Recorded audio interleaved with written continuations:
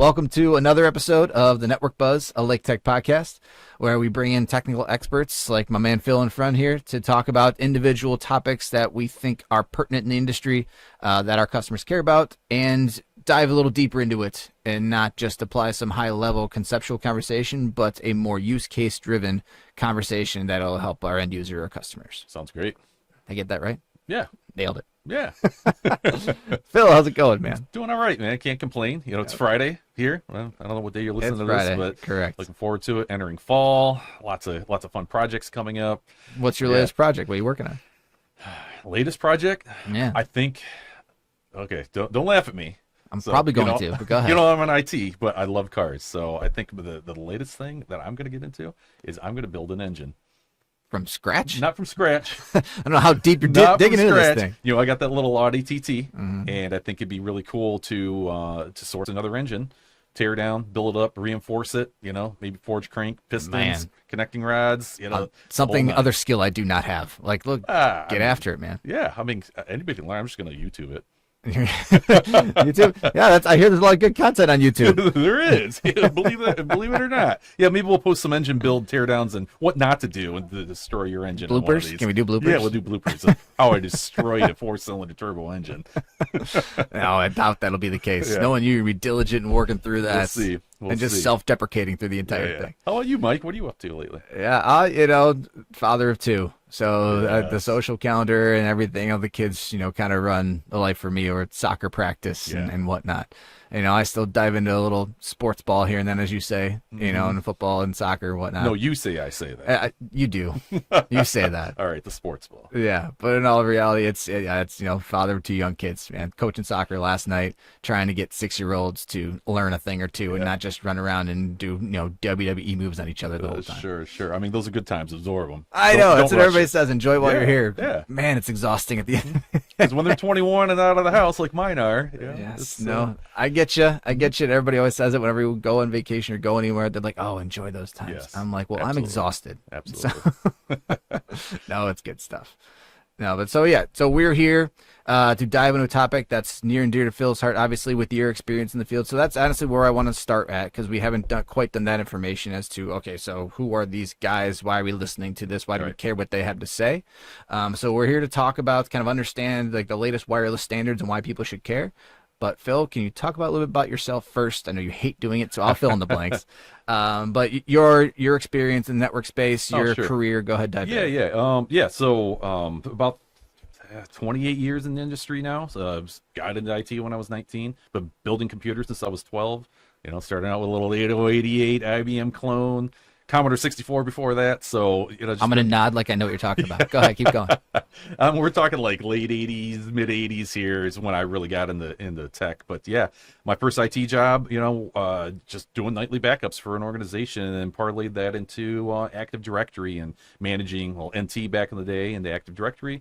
Did that for many years, and I've always geeked out in communications, right? So networking. So I had the opportunity to be a network engineer. That was going to be my career goal. And so I started that maybe 15 years ago. Diving into really wireless is my specialty, my forte, what I enjoy the most. I'm a ham radio operator. I love frequency spectrums. People always grab onto that whenever we're on a call and video share and you got your ham radio in the background. Yeah. And I do that because I love to think about physics and think about how wave propagation works and all that. It fascinates me. And so, which really, drives it home for me talking about Wi-Fi is that I love it. I like to break down the nitty-gritty details on it. So that I would say is my number one specialty that I've been doing for a while now, as well as identity. So NAC. So NAC is another one of my specialties, followed up by switch routes. And some of the, all the ever-changing landscape of networking out there, and what can we do to better enhance, make it easier to deploy. So that's where I'm at now. Nice. That's a lot of stuff. I mean, I know you've... Well, I summed up 30 years right there. Yeah, real quick, about a minute and a half. Right. But no, again, that's important information to know. Why do people care to continue to listen and care about, our opinion as we dive into these things as to use cases and just providing additional support and information about these topics. So today, I mean, you listed a lot of things. And your career there. But today we're going to want to dive into understanding more about the latest wireless standards and why people should care. Yeah. Like I come in the office, every day, and, connect on my PC here, dive into my email, and everything just works. Cool. Which is Yeah. always The way it what should be. everybody says when that doesn't see the bits and bytes, the nuts and bolts of the background. They just want to come in and it works. Yeah. So dive into some wireless standards. Why do we care about Wi-Fi 6, Wi-Fi 6E, 2.4 gigahertz, 5 gigahertz, 6 gigahertz? Like, why do we care about all these things? Yeah, absolutely. And I think you kind of hit it on the head. It should be a seamless end user experience, right? So, and that end user experience could be you're coming into an office with nobody here, right? You're the one person on wireless. So, who cares about the frequency band? Who cares about the tech, right? But there's also experiences when you're walking into a large venue. You're going into a stadium. The whole landscape changes. Large auditorium, Yes. concentrated spaces, cafeterias. Yes. I mean, there's a lot of different Yep. ways to define large venues. Yep, Yeah. yep. Or maybe you're in an open office space environment and everybody's wireless. You don't have any Ethernet runs. So we got to very carefully, choose and design how we're doing wireless. And, as standards evolve, you mentioned Wi-Fi 6 and Wi-Fi 6E, those are standards that have evolved over time with any protocol, starting off from ABGN, AC, those are standards that have evolved to give better performance, more security, better channel utilization, higher bandwidth. So as we talk about the evolution of those standards, the two latest ones, Wi-Fi 6 has been out for a while, and Wi-Fi 6E is an evolution off that. So to talk about, and there is Wi-Fi 7. We're not going to really cover Wi-Fi 7 That's a whole today. different conversation. It is a whole different conversation. I've actually got some Wi-Fi 7 gear on the way, so we're going to be able to break down some over-the-air captures, what are the benefits of that, and I can't wait for that podcast because that's new tech to me as well. So it's going to be a lot of fun. As we've learned recently, like private wireless networks, personal wireless networks, like that kind of stuff for higher ed use case. Like there's a lot of things evolving. That's what we'll dive into in a future episode. Yeah. Those are like Yep. the latest network buzz. I'll go ahead and say it. The latest network buzz that we'll dive into in the future to educate and supply some training. So Yeah, cool. cool. There's a lot to talk about later, but we'll stay on topic. Won't divert. Stay focused, Mike. We tend to do that, so we'll stay on topic. Okay, so Wi-Fi 6, Wi-Fi 6E, Yeah. standards that are most utilized right now. Sure. Go ahead, dive in. Yeah. So, I think Wi-Fi 6 is a good one to start with because we've been living in the Wi-Fi 6 world for a while. Wi-Fi 6 is what introduced what we call 802.11ax, and Wi-Fi 6's purpose in life was to, again, increase security, as well as its big focus was efficiency.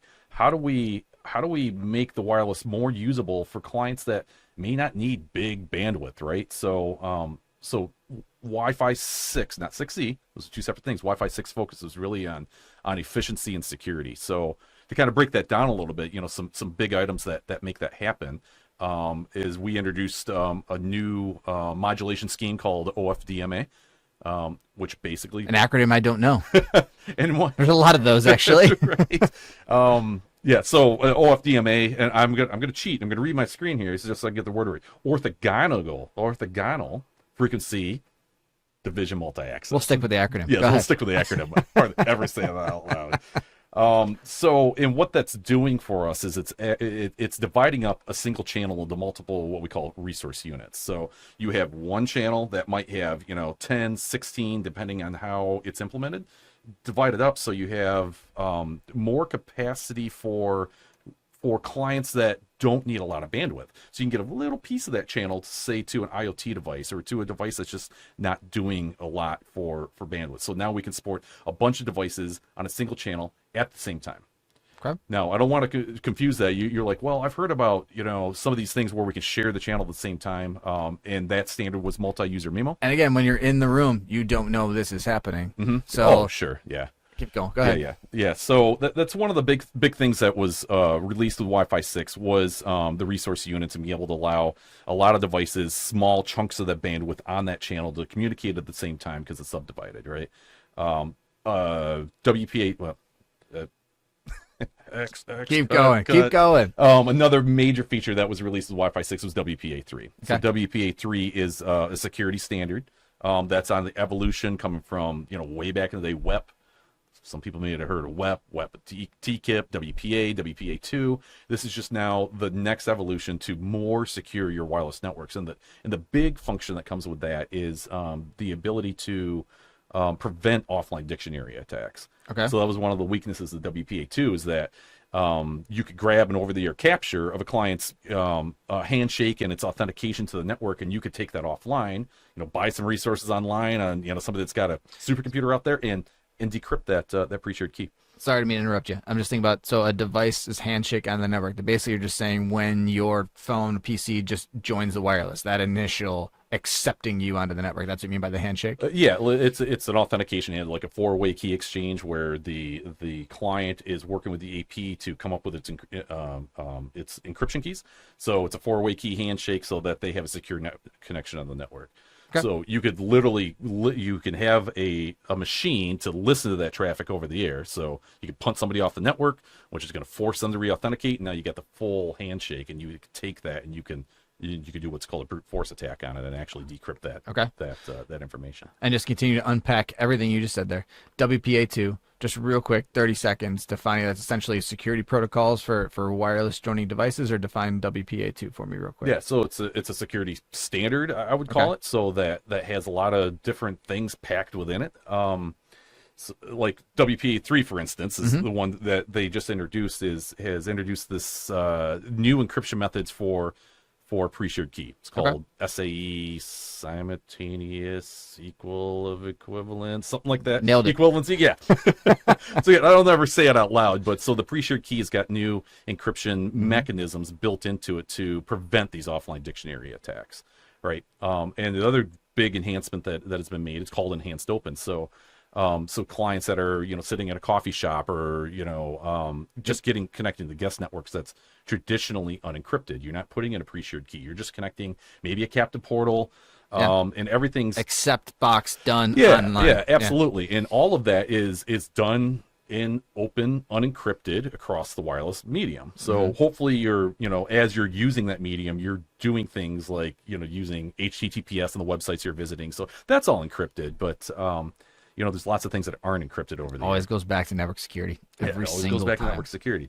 So one of the enhancements with WPA3 is enhanced open. So it allows devices that are supporting it, we'll get into client support here, but devices that can support it to actually get encryption over the air, without having to do anything. It's just so it helps people that are eavesdropping to not easily pick up on that data. Like I said, I can listen to a channel and I can grab all the frames that are being transmitted to and from the AP, and if they're in the clear, I can clearly see what's going on, right? Especially if you're not going to a secure website or you're not running a VPN to encrypt that traffic over the air. So that's one of the big enhancements there. Always HTTPS, always yes. The S in there. Oh, absolutely. Especially, hopefully there's no banking sites anymore, things like that aren't forcing HTTPS. But there are people, like I have a buddy who runs his business, remotely, and like he would go into like a Starbucks and like work for half a day and just working on their open network. Yeah. And so I had to like actually, pretend like I'm technical and tell him that's not the most secure way to run business and do all that kind of stuff. Right. Like it's almost better running over cellular. So it's just a different animal. Yeah, go ahead and disagree with me. That's fine. No, that's fine. You're right. Yeah, take it over cellular. I was just my mind went to, can I sniff cellular? Can I get the open communication there? Is there encryption? Cellular is something I haven't really jumped into. I've got some peers, Brad, that that we geek out about wanting to understand cellular a little bit more because again, that's all on that wireless landscape. But anyway, I'm tangent. We divert. We do that. That's fine. Let's get back to the topic at hand. So back to Wi-Fi 6, WPA3 was one of the big standards that was introduced to help better secure the network, and a couple of things that I mentioned. It's also introduced higher modulation schemes, so specifically 1024 QAM, which just basically means that we can fit more data in the air. So the more bits and bytes you can fit in the air, the more data you can transfer. But it also comes at a trade-off that you have to be able to clearly hear that. So you got to be close to an AP, to get those enhanced data rates. It's called a modulation scheme that you can negotiate. But that was one of the things that was introduced. 1024 QAM, which allows more data in the air at the same time, therefore higher bandwidth, right? So every standard, I feel like that's all they're trying to do. How do we get more bandwidth to communicate with all these devices? Yeah, and this standard really wasn't, in my opinion, this standard wasn't really built to say, we're going to get 1024 QAM so we can give more bandwidth. Yeah, I guess you're getting that, but really the purpose of this standard was efficiency, taking that again, that channel and be able to divide it up into resource units so multiple clients can use that channel at the same time. Okay. Okay. And is there I'm thinking of activity that anybody would know of, like you're doing over wireless that could take up 124,000 QAM. I think that's what you said. I don't know the term that well. Hence my question as to, like, You should ask me what QAM means. I should ask you. Okay, well, go ahead and just assume that. What does QAM mean, Phil? I'd have to look at it's like quadrular amplitude. That's why I wouldn't want to ask you. Modulation. I can't even cheat. I don't even have it written down. No, that's fine. Okay. So Wi-Fi 6 introduced, and there's more standards like BSS coloring and other things that I introduced, but I'd say those are the big hitters. The OFDMA, if first 802.11ax, it's what's bringing us the ability to run OFDMA, those resource units. It's bringing us WPA3. AX isn't necessarily, AX is bringing us WPA3. And QAM, there's a couple others out there. And so with any new, and this isn't even new technology, talk about client support, because I think it's one of the main focuses that we should always talk about here. What does this mean in the real world? Right. Or what's a client adoption look like? Is it working? Did they deliver?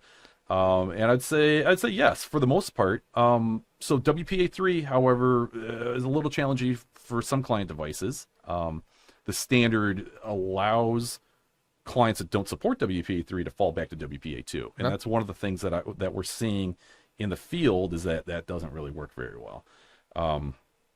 Although the intent is good, some clients do actually negotiate a WPA2, but sometimes they choke on it because in order to support WPA3 and WPA2 in the beacons that the APs are putting out, they have to advertise both of those. They're called information elements.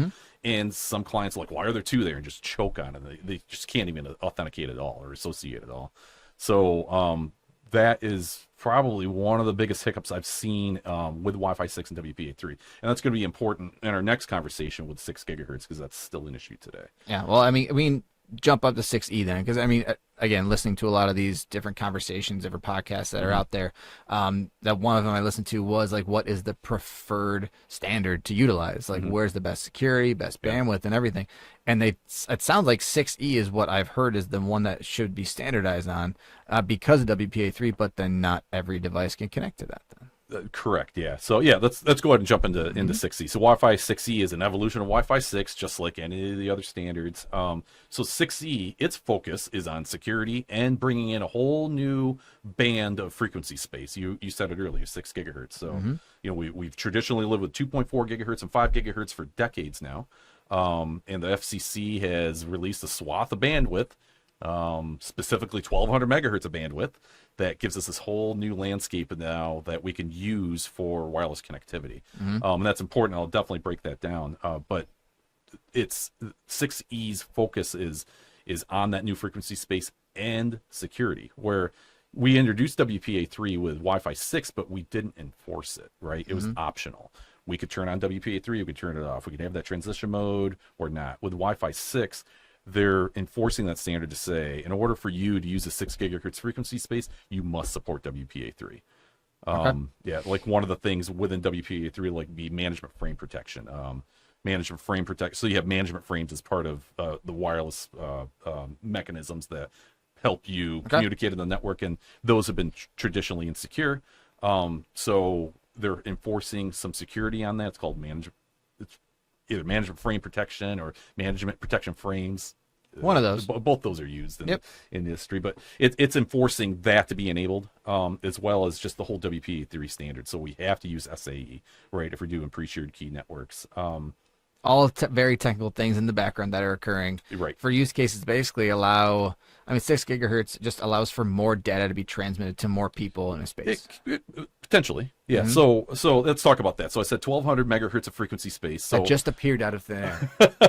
When you said that, I was like, does anybody actually know like how that works? Why is that important? Yeah. Let's talk about why it's important. There we go. Right. Okay. So let's rewind time a little bit. Not rewind time. This is still a reality today. Let's talk about the frequency space in 2.4, 5 gigahertz, and 6 gigahertz. So 2.4 gigahertz, you've got a limited amount of frequency space and really 3 usable 20 megahertz wide channels. So what does that mean? That means we can have 3 APs on individual channels. Those channels are typically 1, 6, and 11. So you can have 3 APs next to each other, all in separate channels, and clients can talk to those independently at the same time without any what we call co-channel, without 2 APs being on the same channel sharing that frequency space. I guess we want a little bit more, like a Wi-Fi primer, only one client can talk at a time on a channel, right? Let's exclude multi-user MIMO, which comes with some other standards, and let's exclude those resource units. Oh, but we're assuming most people listening to this, they understand all that, like how 1, 6, and 11 on 2.4,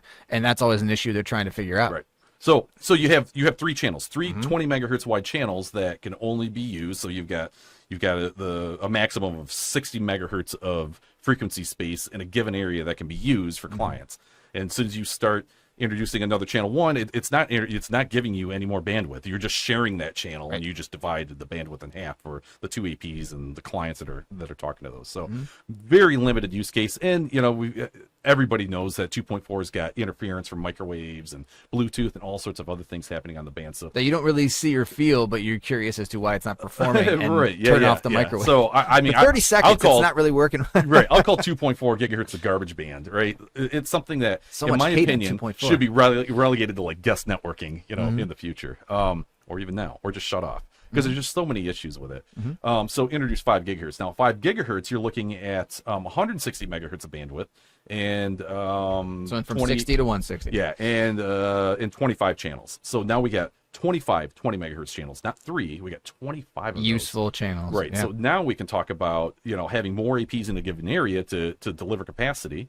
I guess to rewind on that, what's capacity? Capacity is how much data you can put in the air at any given time to be exchanged back and forth. Yeah. Right. And then 2.4, again, just to continue the conversation, is a wide reach, correct? Like if you're in 2.4, it can reach more surface area, if you will. Sure. Yeah. And, we tune those. So it's called cell sizing, right? So, so the actual physical please turn my garbage into actual technical terms, please. Of 2.4 does propagate further. It doesn't attenuate as much. It doesn't get absorbed by walls as much as 5 gigahertz or 6 gigahertz. Okay. So, the shorter the frequency, the more the less far it can go under the same power. Okay. So if we're talking 2.4 at 100 milliwatts, that's going to travel further and cut through wall surfaces better than 5 gigahertz at 100 milliwatts or 6 gigahertz at 100 milliwatts. Gotcha. So i.e. the smaller cell. Yeah, and we designed the cells to make sure as best as possible that those 3 bands have the equivalent reach, right?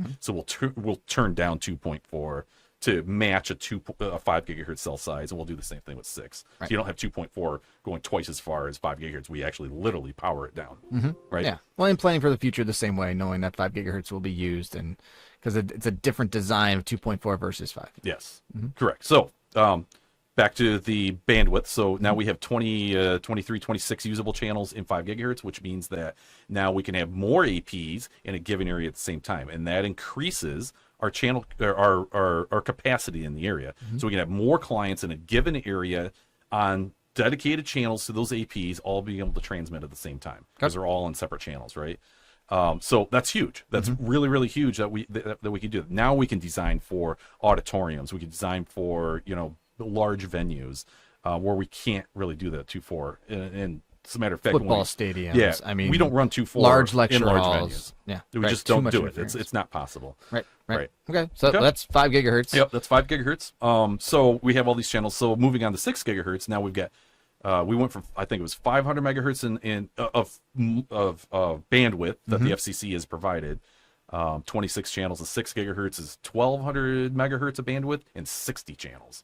So we just more than doubled the capacity that we're able to offer in any given area. So usable wireless connection for devices. Right. So now we can have, ultra dense capacity because we have, more channels that we can use simultaneously at the same time. One thing I haven't talked about is channel bonding. So channel bonding means that, a standard channel is 20 megahertz wide. So out of that 500 megahertz and 6 gigahertz, if you divide that up by 26, it should equal approximately 20 megahertz. So one channel is 20 megahertz wide. We can combine channels together to make, say, a 40 megahertz wide channel. We put 2 of them together. Now we have twice the bandwidth that client can use to transmit and receive data. And that's important because if we have a client transferring a large amount of data, receive a large amount of data, it takes up it takes up bandwidth, it takes up time. So the quicker we can get them on and off the medium, the quicker we can release that medium for the next client to do its transmission or receipt. I.e. faster connection. It already appears that the Wi-Fi is faster Yes. because you're just jumping devices on and off in order to communicate. Right, and you know, and maybe the end user doesn't even know that maybe they saw their download happen a little bit quicker, but more so the frequency space is more usable because more clients can use it quicker because clients are getting on and off quicker, which is good. So wide channels are good, but once you start making wide channels, you start eating into how many channels you have available. So 26 channels at 20 megahertz and 5 gigahertz. As soon as we turn on 40 megahertz wide channels, well, now we've got, what's half of 26? 13. So we have 13. And you can make them wider. You can make it 80 megahertz wide, right? So now Yeah, what what standard do you use then? Depends on your use case in your building, your environment. Right. But the use case should always be, how can I take most advantage of the hardware that I purchased to give max channel capacity so I can have more clients using this wireless at the same time. Right. Or maybe I have less APs because I can make wider channels to get them all on and off at the same time. There's lots of ways you can look at it. Nuances throughout the environment and what's needed. I mean, like when you're in manufacturing space and you have these IoT devices that don't require much bandwidth to be used, you just want to have more tracking and things like that. Sure. Do they require 80 megahertz wide channels? Right, absolutely. No, they would actually be good for the OF DMA where they use the little resource units. So they're taking advantage of 802.11x. The AX, excuse me, in the Wi-Fi 6, and that's also in the Wi-Fi 7 standard, or Wi-Fi 6E standard. We'll get there. 7. Don't get 7. You're everything confused. We're in 6E right now. Sorry. No, it's all the good. Wi-Fi 6E standard. So now we enter 6 gigahertz, right? Now we have all this channel capacity where we could realistically always use 40 megahertz wide, or maybe even realistically always use 80 megahertz wide channels, because there's now lots of channels available, even if we subdivide that up. I'm not going to try to do the math in my head. But it's something like we can now have 14, maybe 80 megahertz wide channels in the environment, which is pretty good. So we're getting clients on and off quicker. We have 14 channels. We can use all the wide channels. We can use all in the same given area. So it just increases channel capacity and overall just increases the performance of the network. Okay, so it's big time, especially for high density or high utilization type of wireless networks where those needs come in. Like that's big time. I mean, it's kind of a game changer at that point. Sure, absolutely. So where's the tech at? Where what does the landscape look like? Can everybody connect to 6 gigahertz is the question, of course. And I saw a list, I think it was like 8 or 9 current devices, and most of them are like Mac Airs or something like that, that I saw can actually be ready to go on 6 gigahertz. Sure. So a couple of iPhones. Yeah, and you really have to look at it in two different ways. You have to look, does it support 6 gigahertz? And you also want to look at it as, because you're thinking about turning this up in an environment that already has 2.4 and 5 gigahertz clients, right? So usually when we design wireless, we configure an SSID that's enabled across all bands. That way the user's not having to pick, okay, I want to pick the 6 gigahertz band or the 5 gigahertz band. Doesn't matter. They're going to connect to whatever the driver supplicant on the machine wants to connect to, because it's got better signal strength or channel capacity is available, things like that. So when we look at 6 gigahertz, remember the requirement of WPA3. So in order for a client, so like my iPhone, so the 15 Pro has a 6 gigahertz radio, so which means my WPA3 supplicant should be sound, right? Because it can't use 6 gigahertz without WPA3, which means my 5 gigahertz WPA3 is sound. But when I enable 6 gigahertz and I want to turn up my production SSID in 6 gigahertz, that means I have to turn on WPA3, which means I'm turning on WPA3 for 5 gigahertz, which means everybody connecting to my 5 gigahertz SSID. In that, wherever that environment is. Yeah, it could be the older iPhone, the older Android, the older Windows laptop now has to properly support WPA3. Right. And that's not a reality right now for a lot of clients. So as we're talking to customers about turning up their 6 gigahertz, it's first talking about, can your client support WPA3? And if we find they can't, we're either potentially replacing them, but that's not an option, or we say, okay, we are actually going to turn up a different SSID for 6 gigahertz to be able to take advantage of the handful of clients that can use 6 gigahertz now, and they can connect to that exclusively. And eventually becoming a main SSID once that does happen. But I mean, it depends on the complex environment you're in. Yeah. I mean, higher education, where I live a ton with my customers, it's like, I think with the older devices that are in those wireless environments, it's, I'm not sure when that time will come where those other frequencies are not needed. Yeah, right. It's eventually going to come because the clients are going to catch up, right? Yeah. Mhm. So Exactly. they're like 802.11b clients. It'd be hard to find one on the market anymore. Right. And those are piss poor clients. Oh man, They're horrible. garbage. But yeah, so the client supported that, and What else do you want to talk about? I think we touched on a lot. yeah, I was just looking at time here. No, yeah, we're fine. I mean, in all reality, because again, we don't want this to be a 50-minute conversation. There's more to talk about, Right. and there's more to every individual use case is always the thing. Yes. It comes down to what does your environment look like? What are the needs on the network? Is 6 gigahertz useful to you in your use case? Yeah. Or you have a 2,500 person auditorium where it's like we're having trouble with wireless with APs hanging from a ceiling with antennas pointed down. Yeah, there's a lot of interference here. We got to Yes, talk about sure, this. Sure. So there's a lot of different things. It's all about individual use case. Here's the concept. How does it help that individual environment, the individual building, Absolutely. individual customer? Yeah. How are we trimming those data Yeah. rates? How And that's are we the next doing the channel conversation. plan? Exactly. Where's DFS at? And we You do know, a lot of all that. those You know, things. what predictive wireless design or actual wireless certifications in those buildings or for those customers of like, this is what you guys are dealing with. What is the need of the environment? What is the expectation of the user connecting? Sure. And Yep. that's where we come in to try to fine tune those things, find the Yeah, best way absolutely. that their network can perform. Yep. And Because it's not, definitely not turning on 6 gigahertz and everything's It may grand. not We be. now have this new band. i.e. It's not Wi-Fi that easy. 7 that we'll talk about later. Like, great, grand, it's this beautiful brand new toy, but what does it mean to everybody Yes. actually when it comes to everyday use? Yes. Right. More We'll get there. Yes, more to come on that. We'll get there. And so we talked about, we're going to do breakout demos on, some of this tech. So I think what we'll post is maybe some links to some of the guides that show the frequency spaces I was talking about, the channels and what it looks like to have channel bonding and where all that's at. So you can kind of graphically see, oh, I get it. 2.4 gigahertz, literally bam, bam, bam. I've got Right, three right. channels. And you can see it side by side with 5 and 6. And, maybe we'll go into showing some over-the-air captures of that transition mode I was talking about. WPA3 can fall back to WPA2. And where that problem lies for some clients in that information element. For those that want to geek out on that. For a lot of these, it do that. becomes like another training video, a demo and whatnot, but this is more a conceptual, almost like training conversation. Or conceptually, this is what the difference are between the standards and how it could help you. But again, it's more of a conversation, probably individual use case. Yeah. But yeah, we'll supply more information on top of that, click-throughs and whatnot. Everybody loves reading PDF white papers. Yeah, we're not doing that. No, hopefully not. But yeah, no, this was fun. This was guys a lot to unpack. Hopefully you guys found this useful as well. Please comment below of other topics you'd like to discuss, diving deeper into 6E, talking about Wi-Fi 7 here in the future, or anything else that you guys think would be pertinent to your organization and want to learn more about. So yeah, good? Got everything we need? I think so. One other comment. One thing I did miss. Outdoor versus indoor, 6 gigahertz. Those are two separate animals. We got low power indoor, which that's supported today everywhere. Then you have standard power outdoor, and that requires some coordination with the FCC. It's called automatic frequency coordination.